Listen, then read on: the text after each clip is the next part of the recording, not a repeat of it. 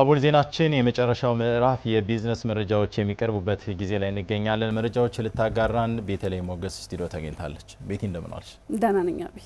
ይመስገን። ወደ መረጃዎቹ ነው። አመሰግናለሁ።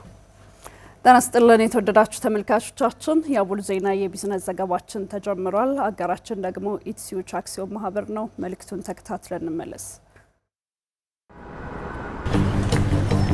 በቃ ሙላባትና ነስታ አታረገው ያረ ሙላበት ያው ኤቲኤም አለ እኮ እዛ ጋር ገና ሁላ ሰልፍ ጠብቄ ያውልህ ባዶ ኤቲኤም እዛ ጋር አለልህ። አይ እኔ የምጠቀመው ክፍያ ካርድ እኮ ሌላ ባንክ ስለሆነ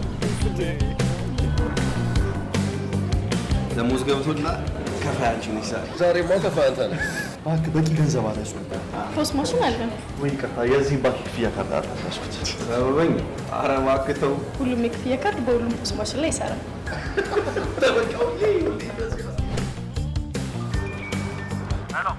መዋጮዋን ስጠልኝ በዛው። በእናትህ ምንም ብር የለም አሁን እጄ ላይ። እንዴ ያው እንደዛ ጋር እኮ ኤቲኤም የኔ ክፍያ ካርድ እኮ ግን እዛኛው ማሽን ላይ ይሰራል።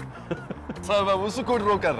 ለካ ሁሉም የክፍያ ካርድ ሁሉም የክፍያ ማሽን ላይ ይሰራል። ታዲያስ የያዙት ካርድ ከየትኛውም ባንክ ቢሆን በሁሉም ኤቲኤም ገንዘብ ማውጣትም ሆነ በፖስ ማሽን ክፍያ መፈጸም ይቻላል። ኢትስዊች ይህን እውን አድርጓል። ኢትስዊች ክፍያን በቀላሉ። አጋራችንን ኢትስዊች አክሲዮን ማህበርን እጅግ አድርገን እናመሰግናለን። ወደ ቀዳሚ ጉዳያችን የማልፈው አብራችሁን ቆዩ። በበጀት ዓመቱ ባለፉት 9 ወራት ከ1.3 ቢሊዮን ብር በላይ ገቢ መሰብሰቡን የሰሜን ጎጃም ዞን ገቢዎች መምሪያ አስታወቀ። የተሰበሰበው ገቢ ካለፈው ዓመት ተመሳሳይ ወቅት ጋር ሲነጻጸር እድገት አሳይቷል። የገቢ ግብር አዋጅ መሻሻሉ ለገቢ እድገቱ ድርሻ ከፍ ያለ ሚና እንዳለው ተገልጿል። ማማነሽ ገኔ ዝርዝር አላት።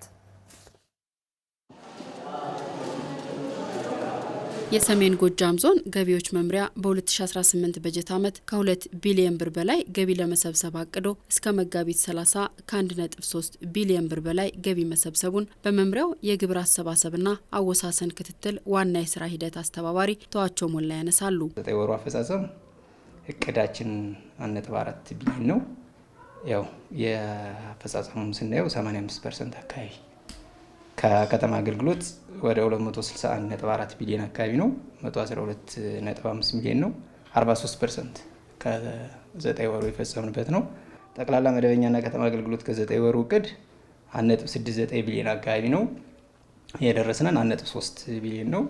78.8% አካባቢ ነው። የተሰበሰበው ገቢ ከባለፈው ዓመት ተመሳሳይ ወቅት ጋር ሲነጻጸር እድገት አሳይቷልም ብለዋል አስተባባሪው። ከባለፈው በጀት አኳያ ስናየው የተወሰነ ለውጥ አለው።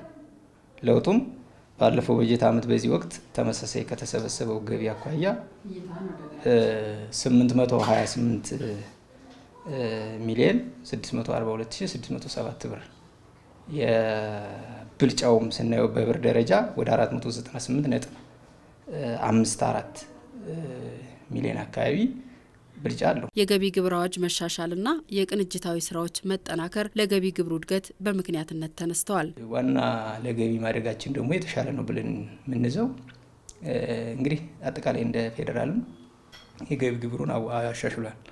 እንደ ክልላችንም የገቢ ግብሩን አሻሽሎ ወደ ስራ የተገባበት ሁኔታ በተለይ ከገቢ ግብር አዋጅ ባኳያ ሲኔድ አማራጭ አነስተኛ ግብር ያከፋፈል ስርዓት መምጣቱ ይህ ምንድነው? 2.5 ግብር ከፋዩ ሂሳብ መዝገብ ሲያቀርብ ዜሮ ሲያመጣ ተመላሽ ሲያመጣ አሳንሶ ሲያመጣ ምንድነው አማራጭ ሽያጩን ላይ በ2.5% ይባዛና የተሻለውን አማራጭ ገቢ እንዲሰበሰብ ተደርጎ መወሰዱ አንዱ ይሄ ለገቢ አሰባሰባችን ከፍ የሚያደርግ መሆኑ።